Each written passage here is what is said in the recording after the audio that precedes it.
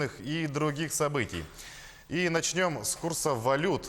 Курс доллара, который Центробанк установил сегодня, составил 64 рубля 4 копейки. Евро остановился на отметке в 70 рублей 97 копеек.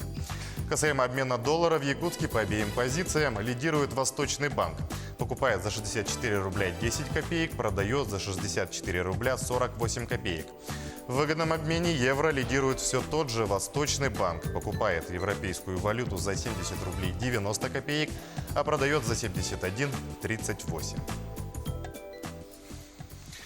Число резидентов территории опережающего развития в моногородах страны за год выросло вдвое. С начала этого года их количество увеличилось с 280 до 500.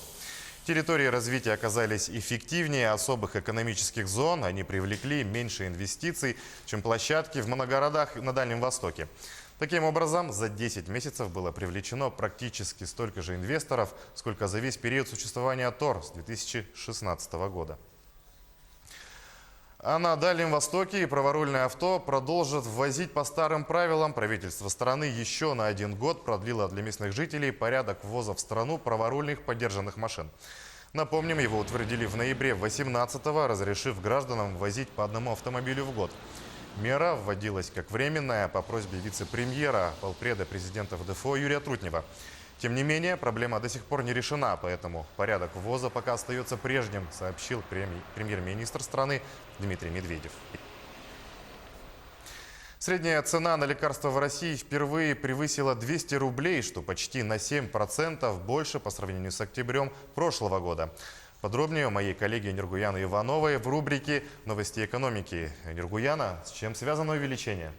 Сергей, увеличение средней цены на лекарства связано с тем, что россияне стали чаще отказываться от недорогих препаратов.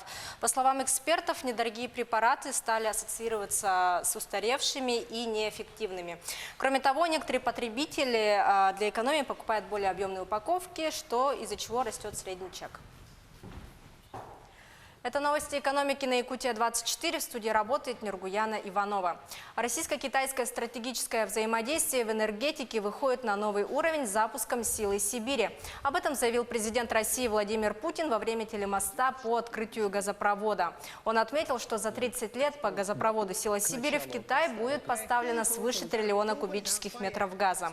По словам президента, газопровод «Сила Сибири» является беспрецедентным по своему масштабу высокотехнологичным проектом. В тяжелых климатических условиях Якутии с нуля создан новый центр газодобычи, осваивается уникальное по своему размеру запасов Чиндинское месторождение и развернуто строительство трубопроводной магистрали.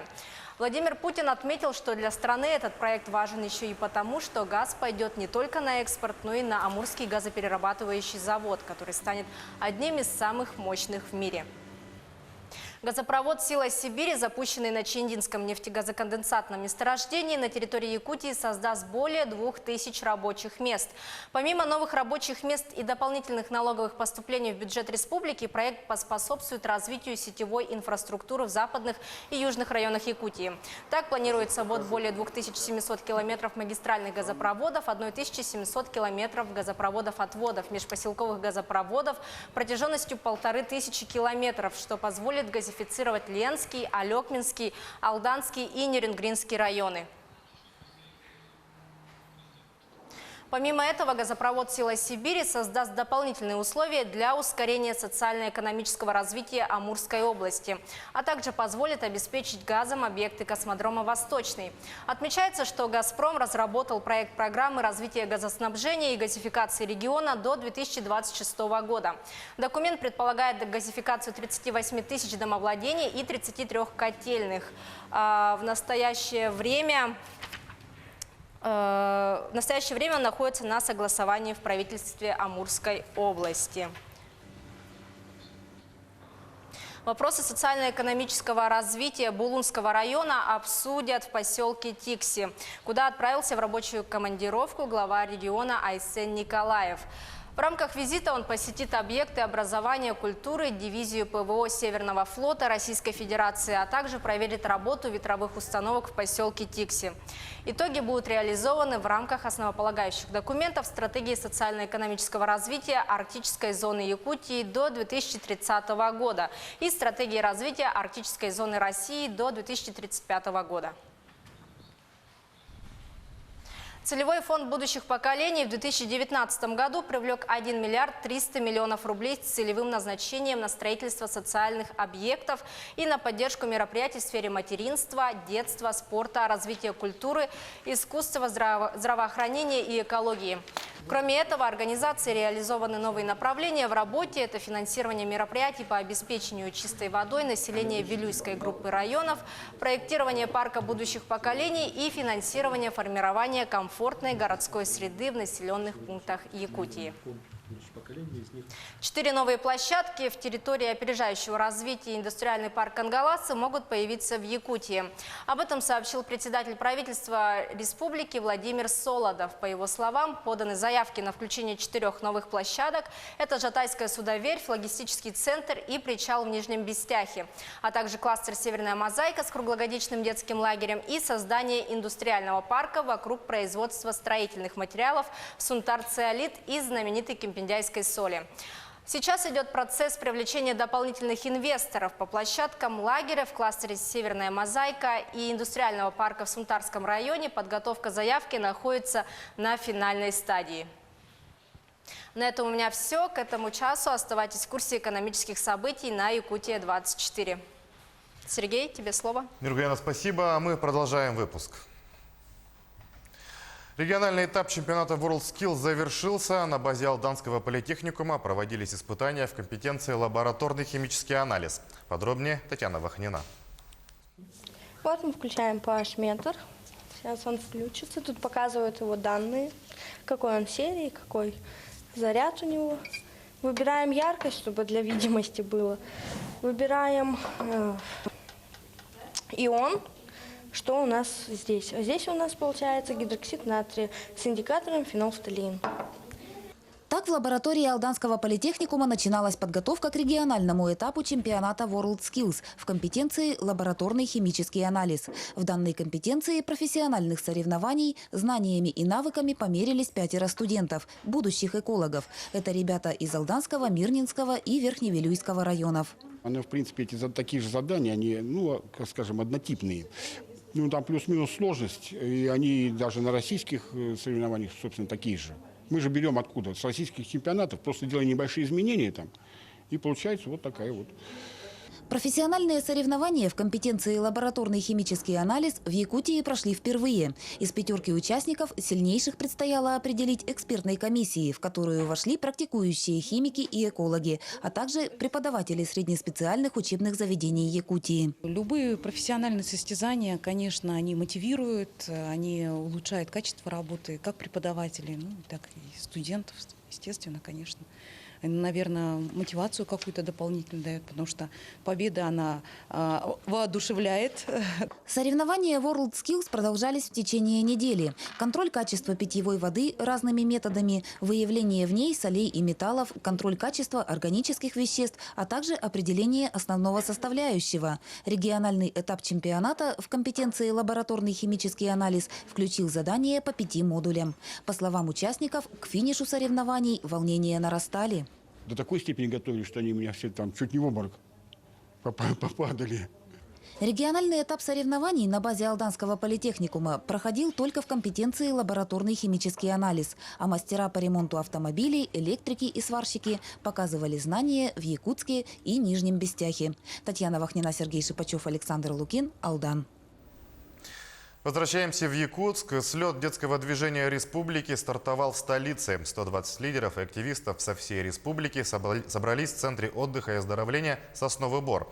Они определят векторы развития детского движения, примут участие в семинарах и конкурсах. Прямо сейчас в Сосновом Бору находится наш корреспондент Саргалана Федорова. Саргалана, чем сейчас заняты участники слета? Приветствую, Сергей. Участники – это студенты-вожатые. Они только приехали и заселились, но уже начали проводить игры для детей. Сейчас идут так называемые отрядные дела. Это игры на сплочение. И как организовать и провести такое дело, знают только вожатые. У каждого из них свой верный отряд. И о том, как они работают, нам расскажет Валерия Тырылгина. Валерия. Здравствуйте. Расскажите, пожалуйста, как вы работаете с детьми, какой у вас опыт работы и как находите вообще с ними общий язык? Ага.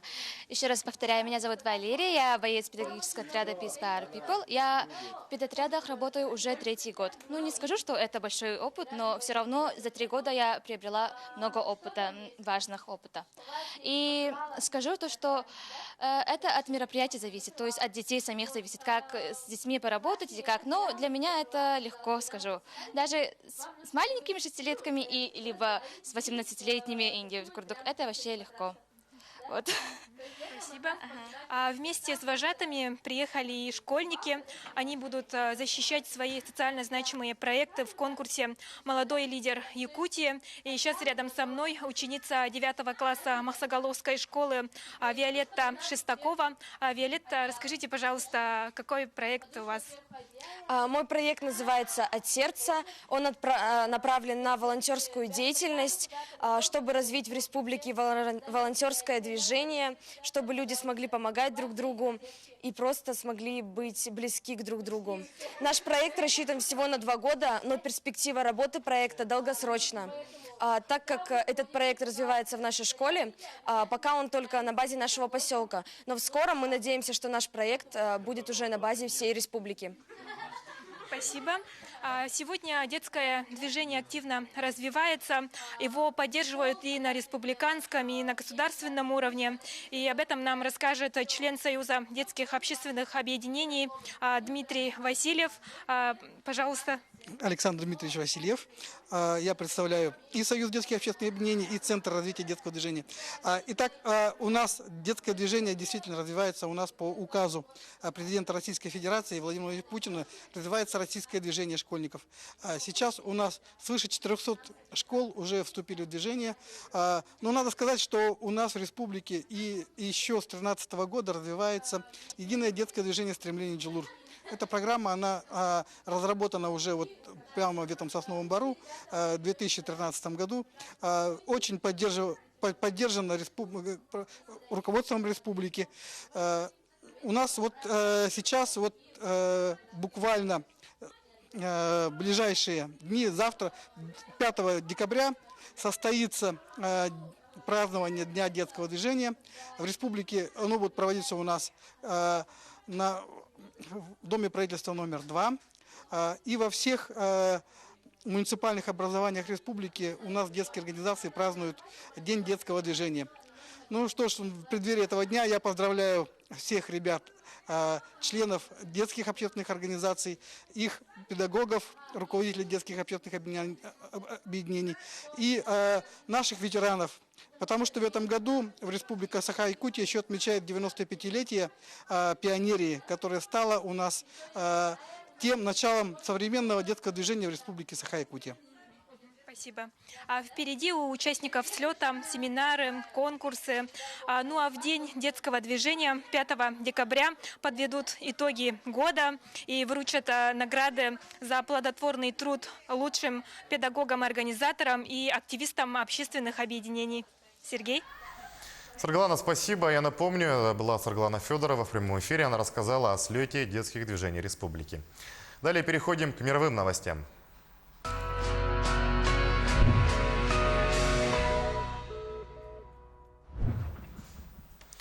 Подышать загрязненным воздухом Нью-Дели, Пекина или Сан-Паулу предлагают посетителям, проходящей в Мадриде климатической конференции ООН, рассказывают наши коллеги.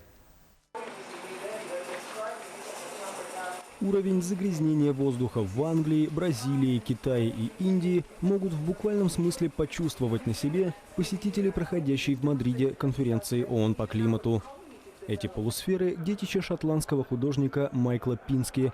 Внутри каждой из них находятся установки по производству тумана, аналогичного по составу смогу в Лондоне, Нью-Дели, Пекине и Сан-Паулу. В самой первой полусфере для сравнения воздух норвежского Тронхейма – образец чистоты. При переходе в каждое последующее отделение посетители начинают ощущать эффект от разной степени загрязнения. Сначала это просто неприятный запах, затем начинают слезиться глаза и першить в горле, появляется дезориентация и затруднение в дыхании. По словам автора, этот эксперимент должен показать людям, какой вред наносит организму смог. Мы хотим показать, что если вы будете дышать этим ужасным токсичным воздухом долгое время, несколько недель или месяцев, то это повлияет на ваше здоровье. У вас повысятся шансы развития астмы, хронических легочных заболеваний, ишемической болезни сердца, инсульта и рака легких, вдобавок к вредному воздействию на мозг и познавательные способности. Конференция ООН по климату в этом году проходит на фоне аномально мощных природных катастроф. От лесных пожаров в Арктике, Амазонии и Австралии до разрушительных ураганов в тропиках. По итогам саммита его участники надеются придать новый импульс переговорам по снижению выбросов парниковых газов. В канун очередной годовщины битвы при Аустерлице любители военной истории воссоздали битву трех императоров. 2 декабря 1805 года на чешских землях армия Наполеона разгромила объединенные силы Австрии и России. Участники реконструкции считают, что уроки прошлого могут уберечь от политических ошибок в настоящем и будущем. Подробности далее. 2 декабря – особая дата в биографии Наполеона Бонапарта. В этот день, в 1804 году, он провозгласил себя императором. Год спустя одержал при Аустерлице победу над венценосными братьями – российским Александром I и австрийским Францем II. По сложившейся традиции энтузиасты ежегодно воспроизводят знаменитое сражение. Это происходит в окрестностях чешского города Брно, на этот раз в субботу 30 ноября. Как говорит участник реконструкции Петр Косталь, взявший на себя роль солдата наполеоновской армии, астрономические явления тоже повторяются. Тогда солнце Славкова взошло и засияло над императором. Он увидел, как его противник оставил стратегические высоты и понял, что его план принесет удачу. Напоминанием о восходе светила в удачный для него день Аустерлица, это немецкое название чешского города Славков у Брна, Наполеон воодушевлял солдат перед Бородинским сражением. С 2005 года образ полководца во время реконструкции в разных странах мира воплощает американский актер Марк Шнайдер, в молодости танкист. По его словам, идея представления не прославления смерти, а дань памяти павшим на полях сражений. Нужно изучать историю, ведь ее уроки – это ответы на вопросы будущего, которые содержатся в прошлом. Разгром союзных армий при Аустерлице привел к распаду Третьей антифранцузской коалиции. Пройдет еще 10 лет, прежде чем Наполеону самому придется испытать горечь необратимого поражения в битве при Ватерлоо. Белая медведица Герта из берлинского зоопарка празднует первый в жизни день рождения. Самка полярного медведя, названная в честь футбольного клуба из Берлина, с удовольствием играла с ледяными фигурами, приготовленными специально для нее, большой единицей и футбольным мячом. Сегодня мы празднуем первый день рождения Герты. Приготовили небольшой сюрприз. Мы изготовили большую единицу и футбольный мяч изо льда. Последний был проспонсирован местным футбольным клубом. Думаю, ей понравилось. Она играет с ледяными фигурами. Думаю, она счастлива.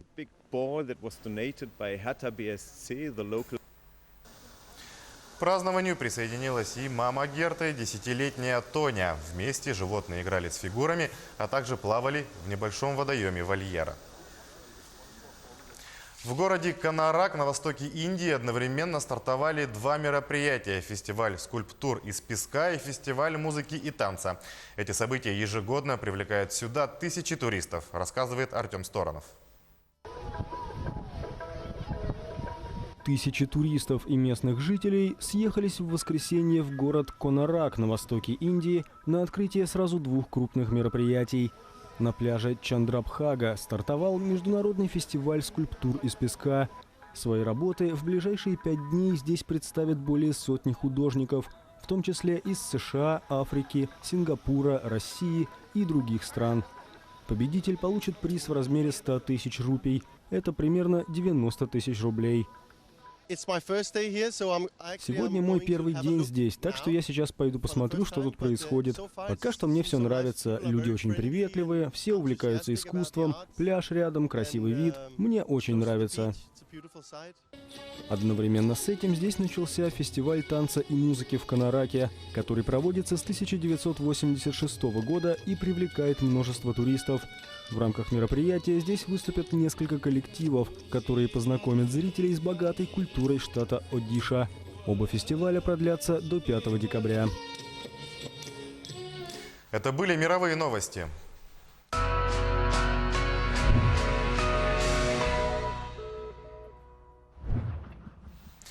Идем дальше. Защитить интересы отечественного бизнеса и уменьшить количество злоупотреблений со стороны иностранных IT-компаний. Президент России Владимир Путин подписал закон о запрете с 1 июля 2020 года продажи гаджетов без предустановленного российского программного обеспечения.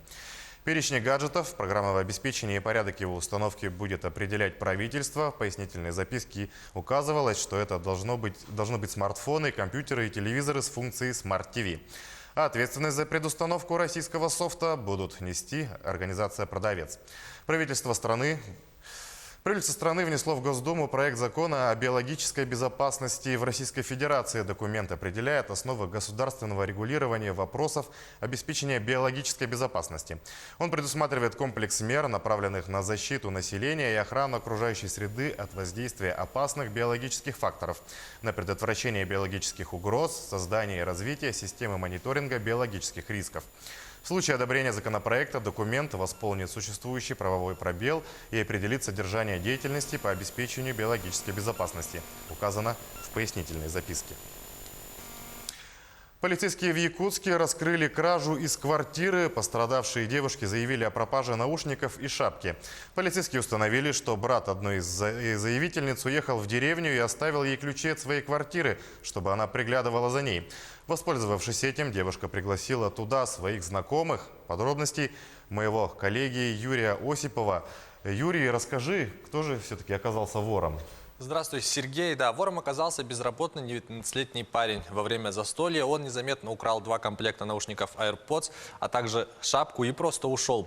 Когда его задержали, он рассказал полицейским, что сдал все это в ломбард, а вырученные деньги он планировал потратить на развлечения в Москве, куда должен был улететь на следующий день.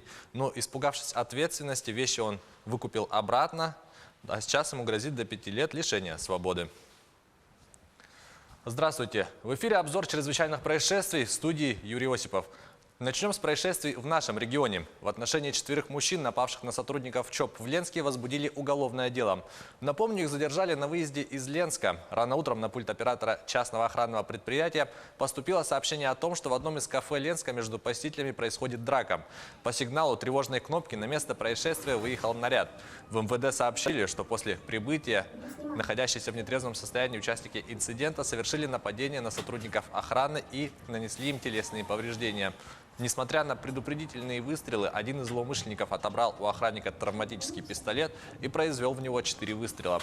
Пользуясь его бессознательным состоянием, он похитил из его кобуры табельный пистолет с запасным магазином. Затем, сев в автомобиль, подозреваемые скрылись с места происшествия. При этом один из них уехал на служебной машине охраны, который был припаркован на территории кафе. Сбежавшие мужчины были задержаны на 6-м километре трассы Ленск-Мирный и доставлены в отдел полиции. Задержанными оказались ранее неоднократно судимые местные жители. Похищенное оружие и все боеприпасы к нему изъяли, а в их отношении возбудили уголовные дела за хищение оружия, грабеж и угон. В Якутске полицейские раскрыли кражу портативного гаража. Преступление удалось раскрыть по горячим следам. Женщина на ночь оставила свою автомашину, прикрытую тентом, а утром обнаружила, что он украден, и сразу же обратилась в полицию. Подозреваемый – безработный 32-летний местный житель, который был ранее судим за пьяное вождение. Кража попала на камеру видеонаблюдения. Проходя мимо машины, мужчина останавливается, снимает одеяло и просто уходит. В его отношении возбудили уголовное дело.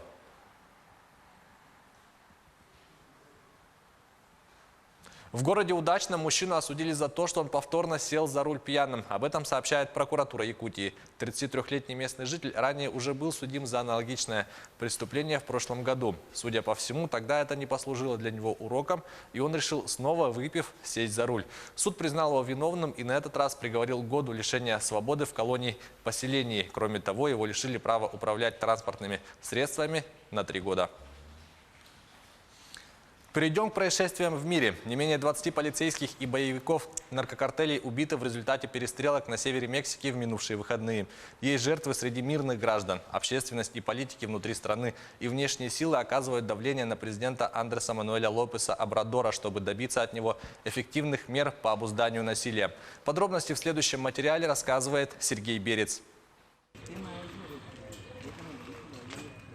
Настоящие уличные бои между подразделениями сил безопасности и боевиками наркокартелей вспыхнули в городе Вилла-Уньон на северо-востоке Мексики в минувшие выходные.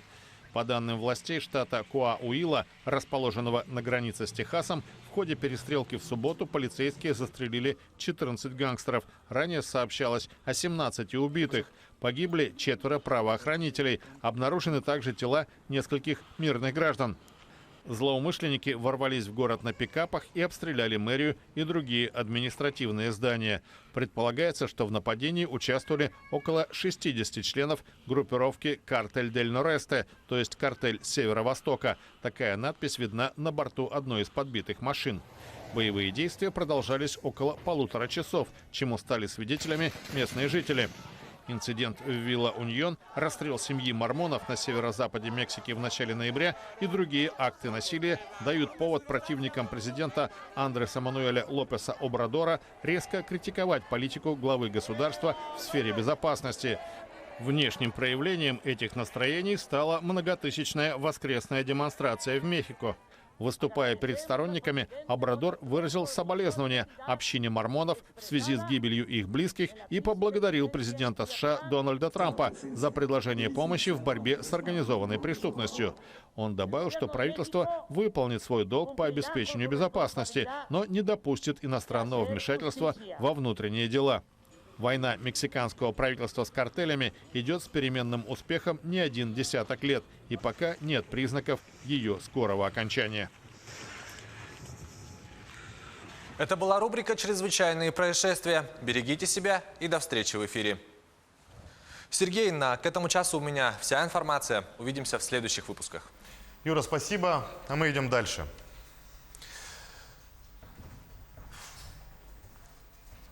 Необходимо привлекать внимание общественности к проблеме культуры безопасного поведения у подрастающего поколения. На помощь в решении проблемы приходит Всероссийское детско-юношеское движение «Школа безопасности».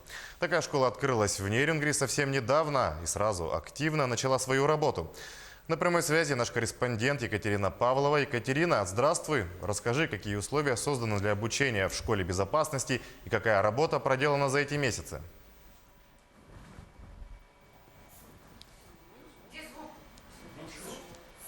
Всего полгода, но уже за это время успела провести свои первые соревнования, где более 20 подростков в течение недели демонстрировали свои навыки и умения ориентироваться на местности, оказывать первую помощь, а также работать с пожарно-спасательным оборудованием. Все это проводилось в целях популяризации и пропаганды основ безопасности жизнедеятельности, здорового образа жизни, а также отработки навыков, полученных на уроках ОБЖ. Рядом со мной сейчас находится Ринат Фабрин, это руководитель Нерюнгринского местного отделения Якутского регионального отделения школы безопасности. Ринат Сергеевич, здравствуйте. Скажите, пожалуйста, сколько человек сейчас проходит обучение в школе и какие знания там получают? Здравствуйте. Всероссийское детско-юношеское общественное движение «Школа безопасности» города Нерюнгри состоит около 20 детей в возрасте от 7 до 17 лет.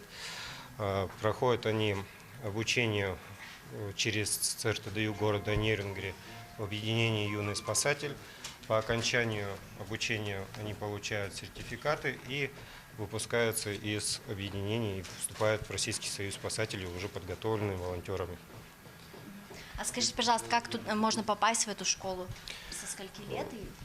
Желающие вступить в это движение, в школу безопасности, могут обратиться в городской ЦРТДЮ, в объединение «Юный спасатель», подать заявление и вступить.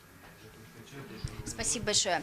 В нашей стране около 7 миллионов волонтеров. Это люди, которые неравнодушны и наравне с спасателями оказывают большую помощь. В Нерюнгринском районе проходит программа «Волонтер скорой помощи», эти ребята получат свои книжки на этой неделе.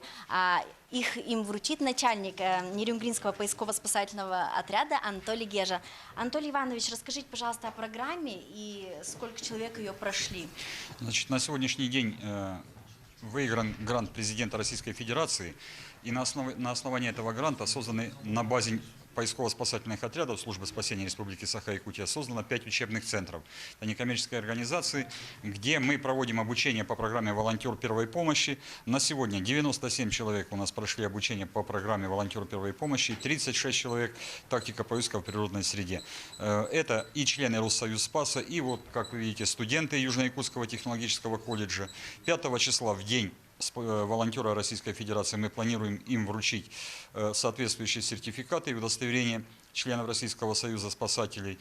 На сегодня мы их готовим к тому, чтобы они уже, как подготовленные ребята, возглавляли группы поиска при необходимости и оказывали действенное содействие в поисково-спасательных работах на территории Нерюнгринского района непосредственно.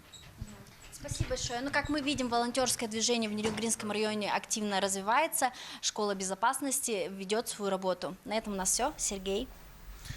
Екатерина, спасибо. А я напомню, это была Екатерина Павлова. Она рассказала о школе безопасности в Нерюнгринском районе. Далее о спорте. В Твери прошел всероссийский турнир по масс-рестлингу памяти якутского снайпера, героя Советского Союза Федора Хлопкова. Наш знаменитый земляк сражался в битвах под Ржевом именно в Тверской области. И его здесь хорошо знают и помнят. Как прошли соревнования, расскажут наши коллеги. Турнир по масс-рестлингу памяти Федора Хлопкова проводится в Твери уже в 3-й раз. В этом году за призы боролись 34 спортсмена, мужчины и женщины, из 8 регионов. Конечно, масштабы не такие внушительные, но для накала на помосте это помехой не стало. Все-таки всероссийские соревнования по количеству участников не соответствуют, я так думаю. А так, те, которые вот участвуют, есть мастера спорта России. В последние годы, да, большее внимание уделяется на развитие масс-рестлинга. Везде проводятся всероссийские турниры, соревнования. Так что вот масс-рестлинг, я думаю, нормально развивается. Масс-рестлинг в Тверской области также развивается, есть свои успехи. Вот Калинин Роман стал в этом году обладателем Кубка мира по масс-рестлингу. Также и успешно и другие спортсмены выступают на всероссийских и международных соревнованиях. Вид спорта является доступным и в то же время очень зрелищным видом спорта. На турнир приехали и ребята из Якутии. Это земляки героя Советского Союза Федора Хлопкова из Кресхальджая. Причем наши спортсмены прекрасно себя показали. В категории до 70 килограммов второе место занял Анатолий Гоголев. В категориях до 80 и 90 килограммов золотые медали завоевали Алексей Протодьяконов и Семен Атаков. Для нас большая честь, для тех, кто с одной деревни, вот, в одной деревне мы живем. Хлопков в Кресхальджае родился, мы тоже, как бы, да. И для нас это очень большая честь, потому что она проходит в российском уровне, федеральном уровне. Помимо основных призов, в конце турнира по традиции родственники Федора Хлопкова вручили свой именной приз. Это якутский нож. Его обладателем стал Хуснуддин Элиев, спортсмен из Тверской области. Максим Кардозов, Виктор Олесов, Тверь. В Париже прошло вручение наград лучшим футболистам мира по версии журнала «France Football». Всего в списке номинантов на «Золотой мяч» было выдвинуто более 30 футболистов, а также состоялся дебют премии лучшему вратарю европейских чемпионатов имени Льва Яшина. Об этом более подробно расскажет моя коллега Полина Долинская в рубрике «Спорт». Полина, расскажи, кто получил премию знаменитого советского футболиста. Здравствуй, Сергей. Торжественная церемония, которая проходила в Париже в театре Шатле. Награда имени Яшина действительно была дебютная, так как была учреждена только в сентябре этого года. Лучшим вратарем европейских чемпионатов уходящего года признали бразильского голкипера английского Ливерпуля Элисона Беккера. Это новости спорта, в студии Полина Долинская. Защитник сборной Нидерландов и итальянского Ювентуса Матейс де Лигт признан лучшим футболистом 2019-го среди игроков в возрасте не старше 21 года по версии журнала France Football. Второе место занял английский нападающий немецкой Боруссии из Дортмунда Джейдон Санчо. Третьим расположился форвард испанского Атлетика Фелиш. Данный приз был вручен во второй раз в истории. Также был вручен золотой мяч лучшей футболистки по итогам года. Приз получила полузащитник сборной США и американского Рейна Меган Рапино. Второе место заняла француженка Люси Бронс. Третьей стала американка Алекс Морган. Среди мужчин Лионель Месси в шестой рекордный раз стал обладателем золотого мяча. Второе место занял голландский защитник английского Ливерпуля Вирджил ван Дейк. Третьим стал португальский форвард итальянского Ювентуса Криштиану Роналдо. На церемонии вручения золотого мяча Месси заявил, что рассчитывает на то, что его игровая карьера будет продолжаться еще много лет.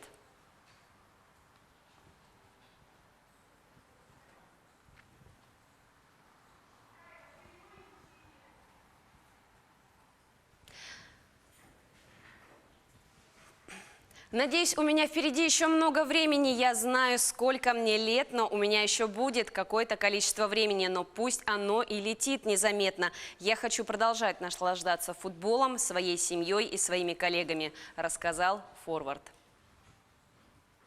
В Лондоне партии первого дня полуфинального раунда финала Гранд-тура по шахматам завершились в ничью. Участники финала Гранд-тура определились по итогам 7 этапов турнира заранее. На финальном этапе соперники играют по олимпийской системе.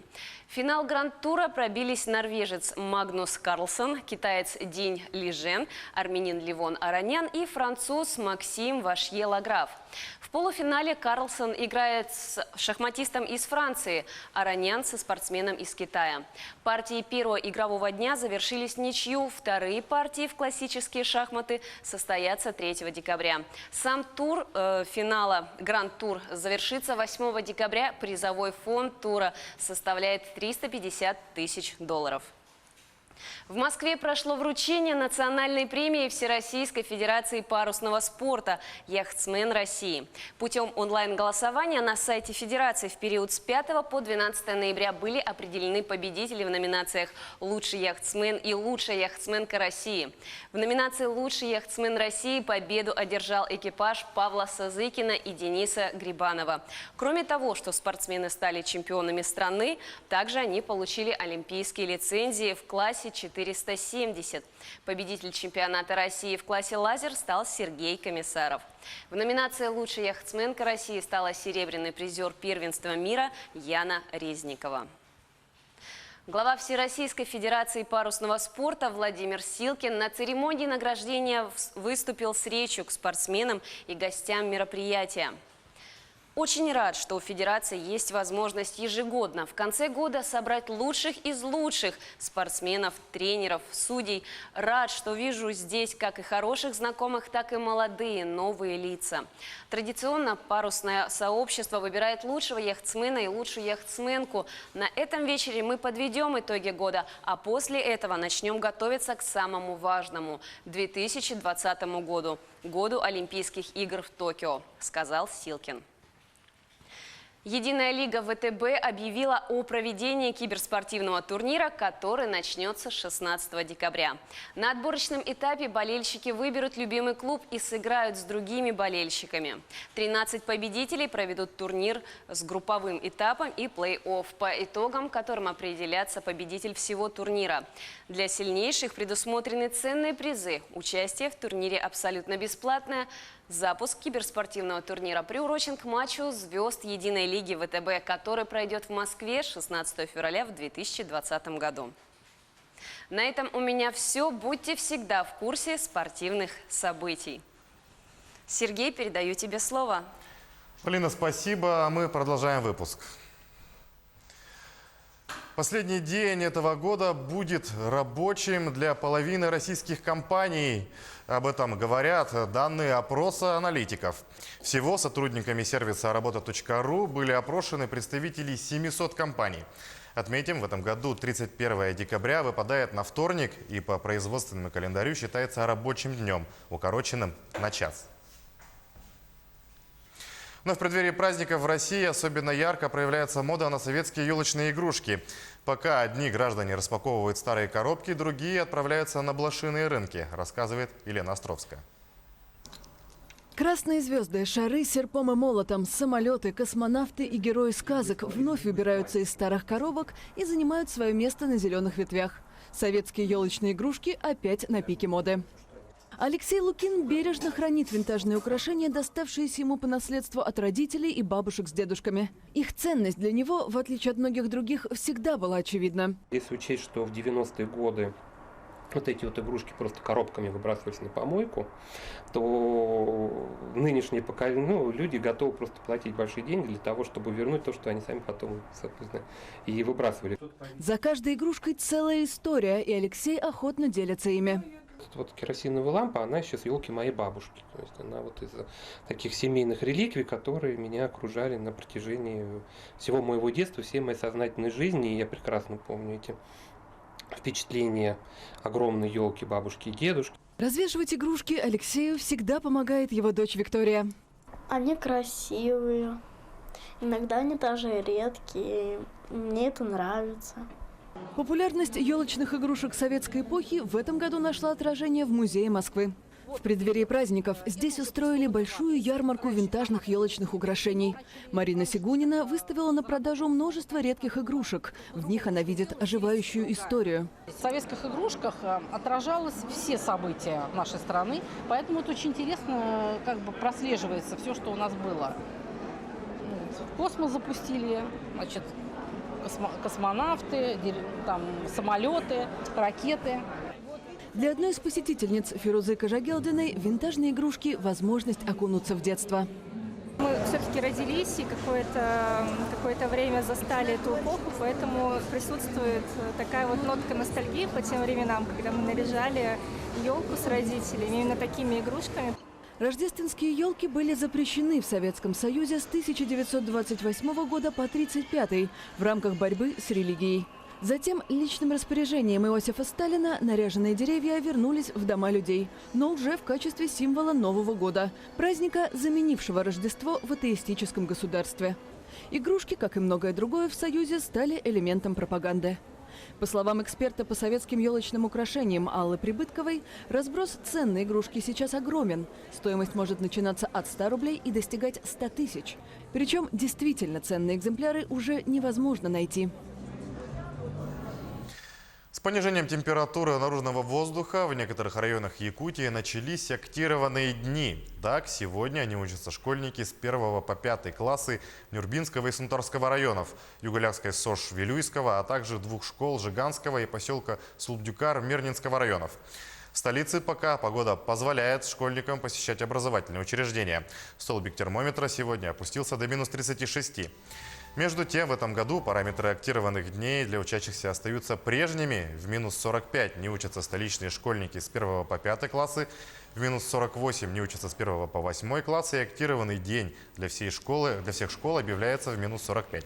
Приказ об актированных днях ежегодно издает Управление образования столицы. Решение принимается, исходя из данных метеостанций в районе Гемеина и аэропорта.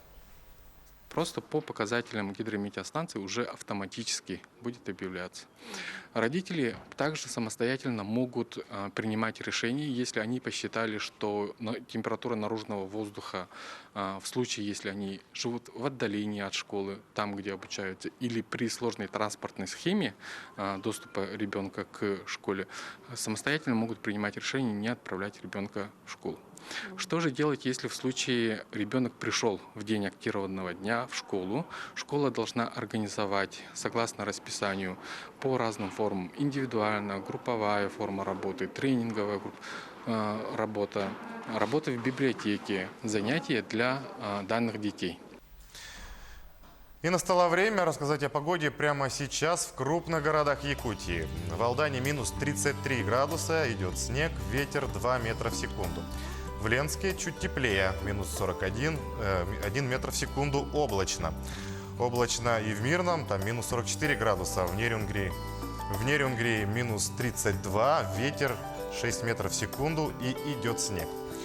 И в столице Якутии минус 30, облачно, ветер 2 метра в секунду и без осадков. На этом пока все. До встречи в эфире. До свидания.